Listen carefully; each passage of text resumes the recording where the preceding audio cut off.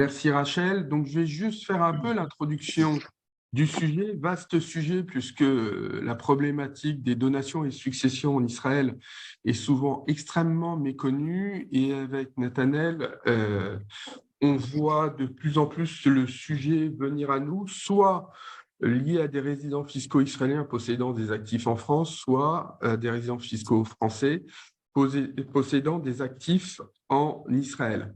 Donc, ce qu'on va faire, je vais commencer à mon niveau par vous parler de la problématique de droit civil qui est extrêmement méconnue. Et puis après, Nathanaël vous parlera du droit interne israélien sur les successions.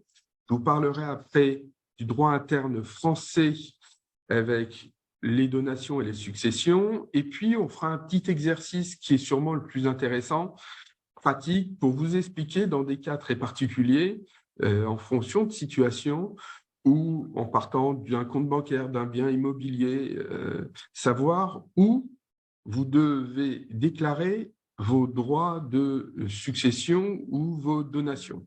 Voilà, alors avant de commencer l'introduction sur le droit civil, Nathanaël, je te laisse peut-être te présenter quelques instants et puis après je commence.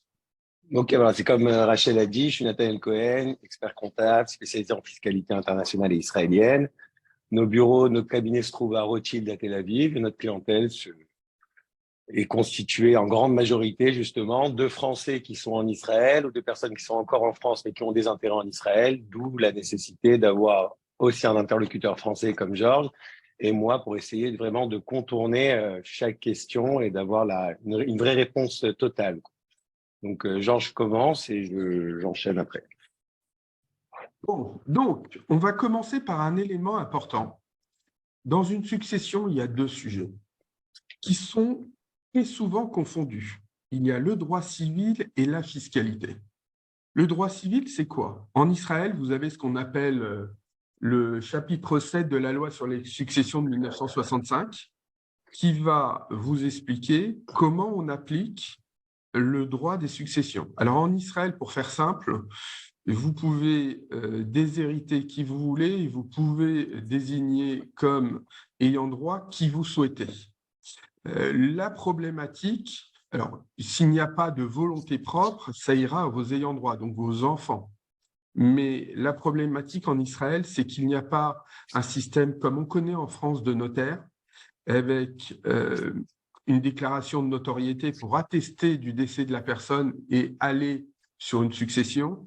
Donc, souvent en Israël, ce qui se passe lorsqu'il y a une succession, on ferme les informations, on attend que le tribunal désigne les personnes, alors le tribunal ou le greffier, parce que c'est un aspect un peu particulier, les bénéficiaires d'une succession, et puis c'est à ce moment-là, avec ce document, qu'on va aller à la banque ou changer les propriétaires. En France, on passe par un notaire, mais que ce soit en Israël ou en France, ce que chacun va regarder, c'est quel est le droit applicable. Et ça, c'est extrêmement important puisque, j'ai pas eu l'occasion de le dire, mais mon cabinet est spécialisé en expatriation fiscale. On a des clients dans le monde entier et on a des réflexes très différents. Par exemple, quand un client part au Portugal, on change très rarement son régime matrimonial. Quand un client part en Israël, on change toujours son régime matrimonial. Alors, je vais vous donner un exemple et vous allez voir les incidences. C'est que si vous êtes français, vous allez vivre en Israël et vous n'optez pas pour le régime israélien, le droit israélien, éventuellement en changeant de mécanisme par rapport à ce que vous aviez au moment de votre mariage, vous allez souvent vous trouver avec l'obligation de faire une succession française. Et une succession française, c'est un notaire français qui va vous dire, bah, vous êtes soumis au droit civil français, donc effectivement, en fiscalité, je vais vous faire payer des droits que sur une partie des biens. Par contre, au niveau civil, vous allez me déclarer, et je vais publier en France et donner à l'administration fiscale tous vos biens que vous avez en France et en Israël. Donc, c'est plutôt désagréable, et désagréable est un terme pas obligatoirement adapté à la situation, Donc, si on veut être calé sur une vraie situation, ce qu'il faut faire, il faut, dès qu'on arrive en Israël, et c'est ce que nous, on préconise et qu'on regarde avec nos clients, la rédaction d'un testament. C'est vraiment extrêmement important et le testament va pouvoir répondre à deux points importants.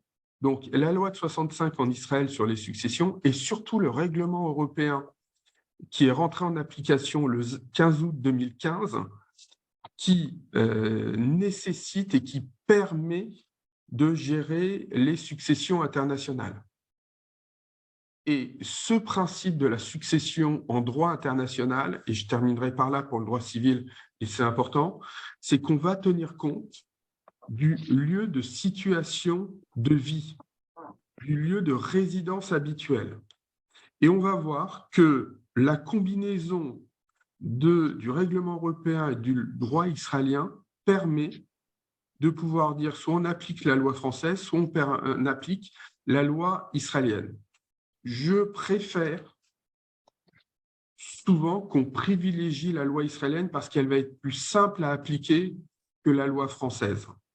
Donc, ne vous dites pas il n'y a rien à faire. Nous-mêmes, on corrige et souvent on rédige même lorsqu'il y a des erreurs, parce que les avocats israéliens ne connaissent pas tous la méthodologie d'un testament et prennent souvent des documents types alors que ça doit être extrêmement précis. Dernier élément, parce que ça évitera quelques ennuis, comme souvent les Français majoritairement ne parlent pas hébreu et qu'un testament signé dans une langue étrangère n'a aucune valeur, et il peut être contesté. Donc, on exige de signer un testament en français qui après est traduit en hébreu. Voilà pour les éléments qui ne sont pas fiscaux, mais qui sont un préalable extrêmement important si vous ne voulez pas vous retrouver un jour avec un notaire français qui vous demande le détail de vos biens israéliens. Alors, on va passer maintenant à la fiscalité pure et je vais donner la parole à Nathanaël pour qu'il nous parle de ce qui se passe en Israël entre Israéliens et puis je parlerai en France entre Français avant qu'on mixe tout ça sur de la fiscalité internationale. Vas-y, Nathanaël. Ok. Alors déjà, qu'est-ce qui se passe en Israël entre Israéliens? La loi en Israël, elle est très simple. C'est vrai qu'au fil des années, Israël essaye à chaque fois de changer cette loi parce que d'avoir zéro impôt sur la succession et sur les donations, c'est quand même un peu fou, quoi. Donc les Israéliens, à chaque changement de budget, à chaque changement de loi, ils essayent de faire passer un impôt. Ils ont essayé de le faire passer plusieurs fois, 2003, 2005, 2008, mais ça passe jamais. En Israël, les successions sont à zéro d'imposition, c'est-à-dire elles sont complètement exonérées d'imposition. Mais maintenant, il faut bien faire la différence entre des successions de biens immobiliers, par exemple, et des successions d'argent qui est dans un compte en banque. Là, je veux parler des successions, mais il y a aussi les donations. Les successions en Israël d'un compte en banque, par exemple, le papa est décédé, il avait 1 million d'euros, il était israélien et il donne ça à son fils israélien. Pour l'instant, on parle de ce cas-là, israélien et israélien, résident israélien. On n'a pas d'impôt, le fils peut hériter de cet argent qui est dans le compte en banque sans aucun problème, sans payer d'imposition. Par contre, s'il donne un bien à son fils, il n'a également pas d'impôt. On peut changer au cadastre, le titulaire du bien devient l'enfant, mais par contre, si jamais un jour le fils veut vendre le bien, ça c'est très important, la plus-value, elle sera calculée à partir du moment où le père avait acquis le bien et non au moment où le fils a hérité du bien. Ça, c'est très important parce que souvent, il y a des enfants qui héritent, ils ne veulent pas se casser la tête. Ils disent, on va vendre et on va se partager l'argent entre les frères et sœurs.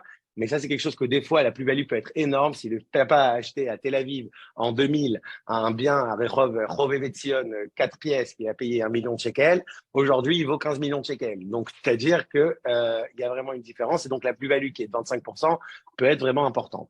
Ça, c'est pour les successions. Donc, pour les successions, de l'argent à l'argent, zéro. De l'immobilier, c'est également zéro. Mais par contre, la plus-value, elle sera calculée depuis le jour de l'acquisition. Pour la donation, si un papa veut faire un cadeau à son fils d'une somme d'argent, on n'est pas imposé également. C'est pas comme en France où on est limité à une certaine somme. En Israël, on n'est pas imposé sur un virement qu'on va faire à son fils pour l'aider pour un cadeau. Par contre, pour un bien, si un papa veut donner à son fils un bien du vivant, là, il n'y aura pas d'impôt sur la plus-value, mais par contre, le fils devra payer 1/3 de la taxe d'acquisition.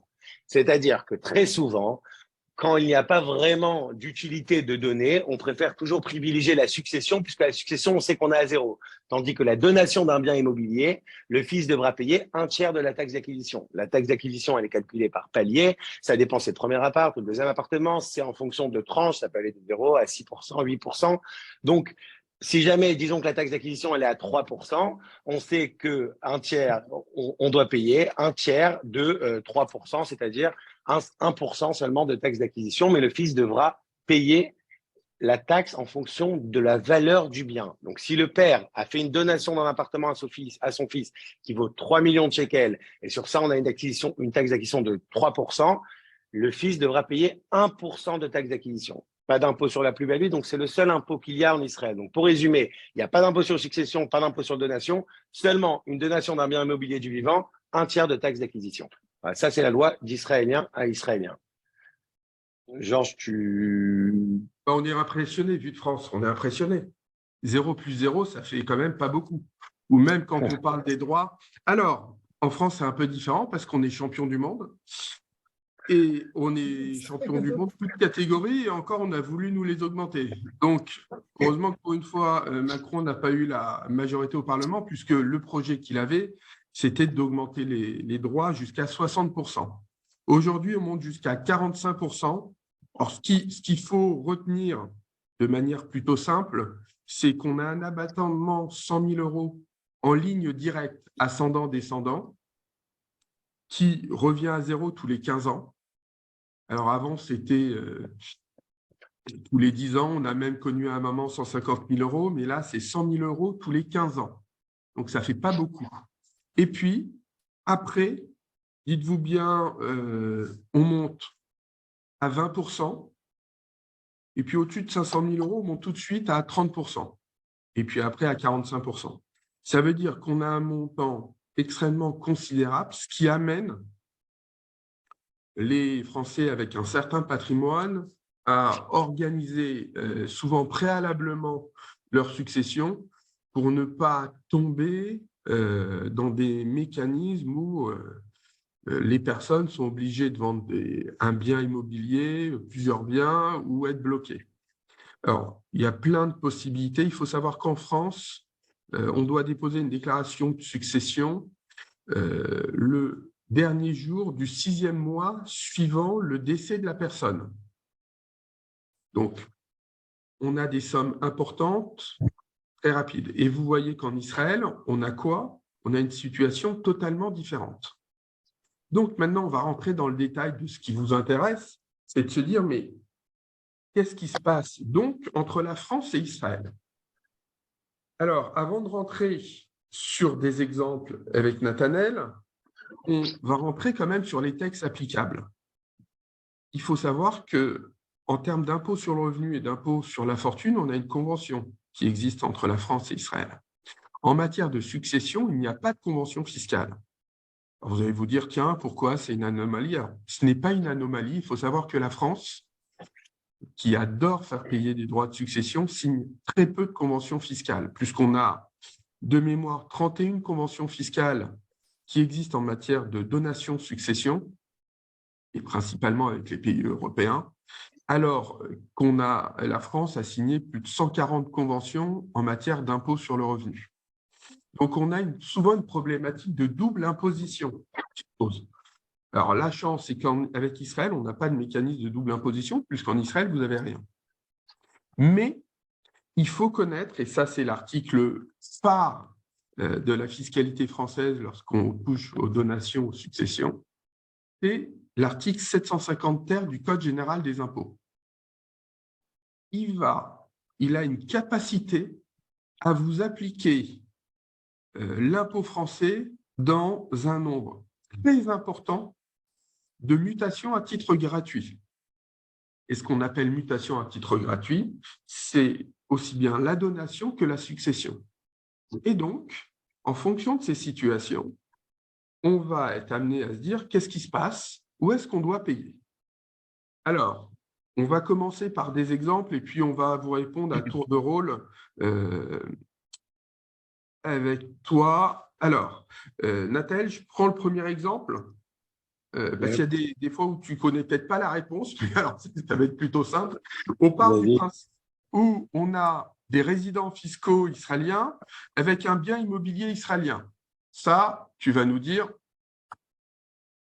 tout simple, il n'y a pas de droit. Il n'y a pas de droit. Classique. Maintenant, on a un souci, on a un bien immobilier en Israël avec, alors on va considérer des enfants en Israël et puis des parents qui se trouvent en France, qui sont donc résidents fiscaux français. Qu'est-ce qu'on applique? En Israël, toi, quand tu vas faire ta partie de succession, tu vas dire que tu as 0. En France, le problème sera la France, justement, parce que la personne voilà. qui a donné, c'est un résident. Parce qu'à partir du moment où on a un ayant droit français, même si tous les héritiers sont en Israël et le bien est en Israël, vous aurez des droits de succession français. Alors, on peut même prendre l'inverse, c'est-à-dire qu'on serait dans une situation où on a les parents qui vivent en Israël, le bien est en Israël et les biens sont en France. Donc, en Israël, l'avocat, normalement, qu'est-ce qui va se passer, Nathanaël? Non, mais moi, je pense que tu devrais déjà t'arrêter sur le premier cas parce que c'est quelque chose que tout le monde. Le deuxième cas où l'héritier est français, ça, les gens le savent. Mais ce qui choque à chaque fois, et tu le sais, Georges, même lorsqu'on a des dossiers en commun, le premier cas, lorsque les parents sont français, mais les héritiers sont israéliens et que le bien se trouve en Israël, ça, c'est quelque chose que les gens se disent, bon, le bien n'est pas en Israël, le bien est en Israël, les héritiers sont en Israël, donc il n'y a pas d'impôt.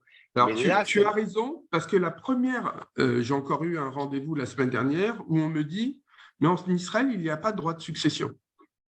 Je leur dis, bah oui, mais la personne qui décède ou la personne qui hérite sont des résidents fiscaux français. Et donc, on a comme un mécanisme d'aimant vers la France et on doit payer des droits en France. Alors, comme il n'y a pas de convention, vous comprenez bien que heureusement qu'en Israël, c'est un taux zéro, parce que vous pourriez avoir, et on a souvent ce sujet-là pour des clients à l'international, parce qu'il n'y a pas de convention, une imposition dans 2 pays. Donc, il faut absolument prévoir cette situation. Mais on a aussi un autre exemple que moi, j'ai souvent, c'est-à-dire tout le monde a fait son alia. On a les parents, les enfants qui sont résidents fiscaux israéliens, et puis on a un bien français. Alors là, déjà, il y a un petit indice parce que si on a des biens français, on est redevable de l'impôt sur la fortune. Mais si tout le monde vit en Israël et que le bien est en France, vous aurez également des droits de succession en France. Et donc, nouveau sujet de vous dire, bah tiens, qu'est-ce qu'on va faire alors? Il y a pas mal de solutions qu'on applique avec Nathanaël, notamment, comme en Israël, vous pouvez faire des donations à des enfants. Le bon plan, lorsqu'on a un bien de qualité en Israël, c'est en France, pardon, notamment à Paris, c'est de dire, je vais plutôt le transmettre à mes enfants. Donc, on le fait racheter par les enfants et puis on leur fait des donations pour qu'ils puissent avoir des liquidités et le racheter. Ça, c'est un des réflexes à avoir. C'est extrêmement important. Mais on a un sujet plus large, et je reviens sur le testament, ce qu'on regarde souvent avec Nathanaël pour les clients qu'on a en commun, c'est que vous prenez le cas d'une personne qui vit en Israël, et puis elle a un enfant en France, un enfant en Israël. Et là, qu'est-ce qui se passe? Au regard de la succession, cette personne, on va considérer qu'elle a des biens en France et en Israël. Si on ne fait rien, on va arriver à une aberration, c'est que le fils résident fiscal israélien pourrait être amené à payer des droits en France. Donc, qu'est-ce qu'on fait dans le testament? On va aller préciser que les biens israéliens vont de manière privilégiée aux enfants résidents fiscaux israéliens et les biens français aux enfants résidents fiscaux français. De toute façon, on sait que les Français ils vont payer des droits. Mais pourquoi en faire payer aux enfants israéliens? À partir du moment où on a des valeurs équivalentes qui leur sont données, il y a une vraie réflexion à avoir. Donc, vous voyez bien ce qui importe. C'est aussi bien. Oui, vas-y. Donc, en résumé, en fonction de ce que Georges vient de dire, à part le cas où on parle d'un résident fiscal israélien qui donne un héritage à un résident fiscal israélien, à partir du moment où il y a un côté France, que le bien se trouve en France, que l'héritier se trouve en France, que la personne qui décède se trouve en France, là, on peut être amené à un problème. Donc ça va un peu simplifier parce que c'est vrai que c'est quand même un peu complexe. Il faut vraiment suivre ce que tu dis, Georges. Mais je pense que pour simplifier ce que tu viens de dire aussi, tant qu'on n'a pas un résident fiscal israélien qui donne un bien en Israël à un Israélien, on peut avoir un problème. Donc c'est vraiment, et ça c'est beaucoup de choses, beaucoup de personnes ne savent pas. C'est vrai qu'il y a aussi des solutions quand par exemple on est qu'en Israël, comme a dit Georges, on a le droit de donner à un des enfants et pas à l'autre enfant. Beaucoup de personnes, souvent lorsque les frères s'entendent bien, bien que c'est quelque chose qui se passe pas trop bien ces derniers temps en fonction de ce que je vois au bureau, mais si jamais la famille s'entend bien et que les frères s'entendent bien, souvent le papa israélien donne à son fils résident fiscal israélien, il a le droit de lui donner qu'à lui par exemple, et les frères s'arrangeront plus tard après comme ils le veulent. Parce qu'à partir du moment où le français, ça arrive souvent, réclame sa part, là, ça pose des problèmes et ça m'est arrivé plus d'une fois de solliciter Georges là-dessus parce qu'on a des vrais soucis par rapport à la France. La France non seulement rentre dans la partie d'héritage, mais vérifie aussi si la personne était bien résident fiscal israélien et non français pour savoir s'il décède. Et là, s'appliquer le droit de succession. Donc, à part un Israélien qui donne un truc en Israël à un Israélien, on peut avoir un problème. Donc ça, je pense que c'est… Donc, il y a Alain qui a fait une remarque qui est intéressante. Il dit que ça fait racheter un bien en France par ses enfants en leur donnant les moyens d'acheter ce bien est un gros risque d'abus de biens. Les banques en Israël ne suivent pas. Non, c'est pas tout à fait ça. D'abord, excuse-moi, pas abus de bien, pas abus de bien, abus de droit, hein, bien sûr. C'est un écart de langage. Non, je suis pas d'accord, Alain. Moi, typiquement, mes clients résidents fiscaux étrangers, et pas uniquement des résidents fiscaux israéliens, achètent des biens en France par le biais de sociétés civiles immobilières, alors avec des dispositions de rédaction plutôt particulières, où ils sont minoritaires et font des apports en concurrent d'associés. C'est absolument pas illégal. Ils vont se substituer à une banque. Alors, le vrai problème du non-résident que tu soulèves, Alain, c'est que le banquier, qu'il soit israélien ou français, il n'aime pas le non-résident. Un Français qui rentre dans une banque israélienne, c'est plutôt mal vu. Et l'inverse, c'est dès que vous dites que vous êtes non-résident, alors, quand vous dites à une banque française que vous êtes non-résident, ça se passe plutôt de manière compliquée. Et quand en plus vous expliquez que vous êtes non-résident israélien, c'est encore plus compliqué parce qu'il y a eu tellement d'affaires avec Israël qu'ils n'aiment pas. Donc, c'est pour ça que le financement est compliqué, mais il n'est pas compliqué que vis-à-vis d'Israël. C'est le non-résident.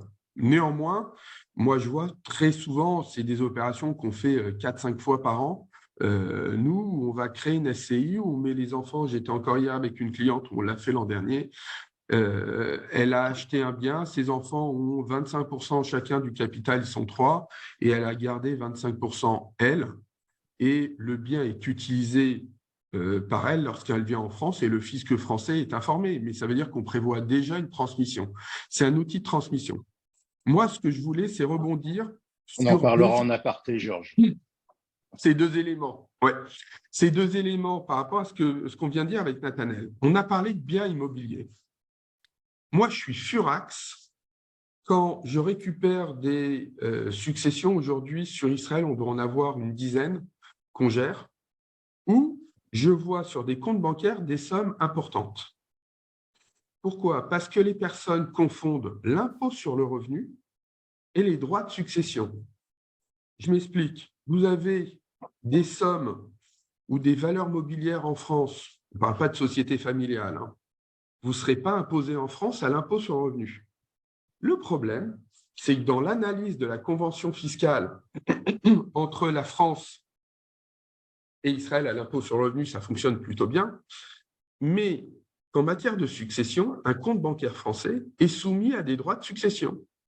Et moi, j'ai un dossier où je viens de récupérer quelqu'un qui avait plus de 400 000 € sur un compte bancaire français en se disant je le laisse là parce que je ne suis pas imposé au regard du régime de l'ALIA, sauf que 400 000 euros quand on a 2 enfants en termes de droits de succession, alors qu'on avait géré l'immobilier, c'est du grand n'importe quoi. Donc, il faut écouter ce qu'on vous dit, parce qu'en plus, la problématique, que je le vois sur mes clients, c'est que maintenant qu'on n'a plus l'impôt sur la fortune, mais qu'on a l'impôt sur la fortune immobilière, nous, on ne demande plus les comptes bancaires de nos clients, passé un certain nombre d'années. Donc, lorsqu'on veut optimiser, vous pouvez mettre votre argent au Luxembourg, en Suisse, hors de France, mais par contre, ne laissez pas votre argent en France parce que vous serez soumis à des droits de succession. Alors que vous ayez 40 ou 50 000 euros, c'est pas un sujet, mais des sommes importantes, c'est ridicule. Je pense que ça répond beaucoup à une question qu'on nous pose énormément, même pendant les webinaires. Personne nous demande, on est dans les 10 ans, est-ce qu'on ramène l'argent de France? En France, ça me fait telle rentabilité, j'ai des biens en France, peut-être ça vaut le coup de garder le bien en France qui me ramenait de 7%, en Israël, je vais avoir 3%. Mais en fonction de ce qu'on dit, si les personnes sont israéliens et que les enfants sont israéliens, un jour, il pourrait y avoir une problématique concernant ces biens en France, même si les personnes habitent en Israël. Étant donné que le bien est en France, ils pourront avoir des problèmes. Donc, des fois, il faut quand même prendre en compte pas seulement la rentabilité qu'on peut avoir sur notre bien, mais aussi la problématique qu'on pourra avoir si jamais la personne décède lors de la succession aux enfants. Donc là, c'est aussi un atout de dégager cet argent de France, comme l'a dit Georges, surtout pour une personne qui s'est expatriée et ne pas regarder ce petit pourcentage d'écart des fois en rentabilité avec leurs gestionnaires qui ont l'habitude. Ça, c'est une question qui revient très souvent, tu le sais, dans d'autres webinaires. Et c'est quelque chose… Parce qu'encore une fois, les personnes pensent au régime de l'ALIA, à l'impôt sur le revenu, et ne pensent pas à d'autres sujets, et notamment celui des successions. Autre élément important, les titres de société française. Les titres de société française donnent lieu à des droits de succession français. Donc, il faut aussi faire attention à ce qu'on conserve en France. Donc, on arrive toujours au même raisonnement, et c'est ce qu'on dit Nathanaël et moi à nos clients, et j'aime moi-même à mes clients, mais dans n'importe quelle destination. Quand on a en France des droits de succession aussi importants, on organise. Alors, on ne dit pas qu'on va organiser, qu'on va pouvoir éviter des droits en le faisant en 3 mois et que ça va être géré immédiatement. Mais ça s'organise. C'est-à-dire qu'on voit l'histoire du testament israélien parce qu'on va privilégier d'un côté l'enfant israélien pour qu'il n'ait pas de droit, le résident fiscal français enfant en ayant. Le bien immobilier français, même si on n'a que des résidents fiscaux israéliens, pour voir comment on peut le transmettre aux enfants. Parce que moi, le souci s'est souvent posé et se pose sur des clients qui me disent « mais ok, je sais que j'ai un souci fiscal et j'ai de la fiscalité, mais je suis propriétaire d'un immeuble à Paris. Cet immeuble, si je le vends, je n'en retrouverai jamais un comme ça. Mes enfants, ils ne pourront pas réinvestir de la même manière avec un placement sécurisé en Israël et je souhaite qu'ils aient une répartition entre la France et Israël. Et le marché parisien, je le connais par cœur. Et donc, on arrive à des personnes où on va, au fil des années, j'ai un certain nombre d'immeubles parisiens qui ont comme ça été transmis à des enfants qui sont en cours de transmission, où on est à présent à une transmission quasiment à 80%, en utilisant la cession, l'apport, le financement bancaire, des fois de la donation, avec la nue propriété, pour transmettre au fur et à mesure. Donc, ce qu'il faut bien comprendre, c'est que bien souvent, vous avez la règle française qui s'applique et vous ne pouvez rien faire d'autre que l'appliquer. Aujourd'hui, et ça, je vais après laisser la parole, quand moi je rencontre des personnes qui me disent « non, mais on est résident fiscaux français, on va faire une déclaration de succession en Israël et on ne va pas informer la France », on est dans le ridicule le plus extrême. Alors, le conseilleur, ce n'est pas le payeur. Donc, avec Nathanaël, ce n'est pas nous qui allons payer. Mais par contre, moi, je vois les dossiers qui aujourd'hui, ce qui n'existait pas en fiscalité internationale, vont maintenant au pénal. C'est-à-dire que c'est illusoire. Aujourd'hui, avec tous les outils informatiques qui existent, avec le futur échange de données immobilières entre les pays de l'OCDE, de se dire « je ne déclare pas une succession ».